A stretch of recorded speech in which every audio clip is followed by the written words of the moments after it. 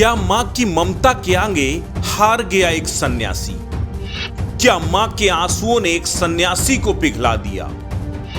क्या ममता के आगे टूट गई 10 नाम सन्यास की परंपरा? पिता की मौत भी जिसे डिगा न सकी, मां की एक मुस्कान ने उसे टूटने को मजबूर कर दिया। 28 सालों बाद गोरक्षपीठ के महंत योगी आदित्यनाथ ने अपने पैतृक घर में रात बिताई। उस घर को जिसे सन्यास के बाद छोड़कर वो चले गए थे। पूरे 5 सालों बाद वो मां से मिले। जब मां बेटे का मिलन हुआ तो सब नियम, व्रत और परंपराएं टूट गईं। एक सन्यासी भूल गया कि उसने अपने मां बाप को छोड़कर सन्यास धारण कर लिया है। मां ने जैसे ही बेटे को देखा, फफक कर रो पड़ी। खुशियों के आंसू रुकने का नाम नहीं ले रहे थे। जब मां के आंसू बह निकले तब बेटा कैसे न टूटता। योगी का वात्सल्य प्रेम भी जाग गया। मां के चरण छुए और मां को गले लगाकर खुद भावुक हो गए। उसके बाद काफी देर तक मां बेटे के सर को सहलाती रही। दोनों मां बेटे एक दूसरे की कुशल क्षेम पूछते रहे। लेकिन मां बेटे के इस मिलन के बाद सवाल उस सन्यास परंपरा को लेकर उठ रहे हैं कि क्या एक सन्यासी अपने घर पर रात बिता सकता है?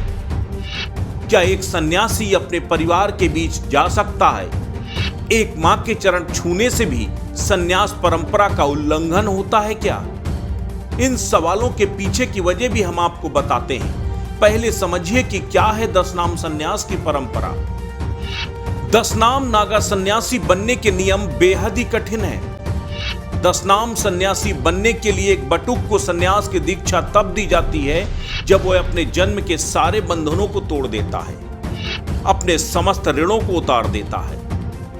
इसीलिए नागा सन्यासी बनने से पहले एक सन्यासी खुद का जीवित पिंडदान करता है, अपने माता पिता का जीवित पिंडदान करता है, यानी मातृ ऋण और पितृ ऋण से खुद को मुक्त करता है। खुद का पिंडदान करके अपने पूर्व के जन्म को खत्म करता है। उसके बाद उसे नागा सन्यासी बनाया जाता है, यानी सन्यास परंपरा में उसका नया जन्म होता है। उसे पूर्व जन्म के माता पिता, भाई बहन, नाते रिश्तेदार से संबंध नहीं रख सकता, अपने घर पर रात नहीं बिता सकता।